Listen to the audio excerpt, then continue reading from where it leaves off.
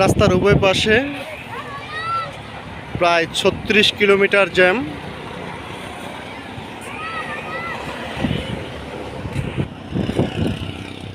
গতকাল রাত 10টা থেকে আর শুক্রবার সকাল 11টা পর্যন্ত এই জ্যামে আটকানো। চৌদ্দগ্রাম কুমিল্লা প্রায় ৩৬ কিলোমিটার জ্যাম রয়েছে রাস্তার উভয় পাশে। আমি এখন ফুট ওভার ব্রিজে এখান থেকে এই ভিডিও লাইভটা করতেছি। নেটওয়ার্ক না থাকার কারণে লাইভে আসতে পারলাম না। উভয় পাশে রাস্তার উভয় পাশে প্রায় ৩৬ কিলোমিটার জ্যাম রয়েছে।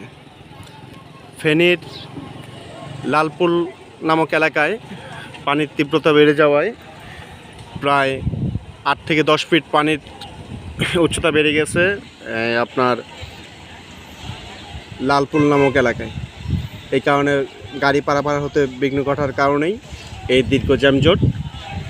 ঢাকা থেকে আসলাম আমি গতকাল রাত 10টায় এখানে এসে পৌঁছেছে আমার গাড়ি, কিন্তু এখান থেকে কোনো দিকেই যাতায়াতের কোনো সুযোগ হচ্ছে না, কারণ দীর্ঘ যানজট। এই দীর্ঘ যানজটের কারণে এখানে এই অবস্থা। রাস্তার উভয় পাশেই পানির যেমন তীব্রতা জ্যামজট, তদ্রুপ প্রতিটা সাইডেই তো পানির আটকে থাকার যে দৃশ্য অনেকটা কমে গেছে এখন পানি গতকালকে থেকে। এই উভয় পাশে পানির যেই আটকে থাকার যে দৃশ্য, পানি জমে থাকার এই দৃশ্যগুলো, দীর্ঘ গাড়ি যানজট, এই পানি জমে থাকার যে দৃশ্য, বন্যার কারণে বিশেষ করে ফেনী জেলা বেশি ক্ষতিগ্রস্ত।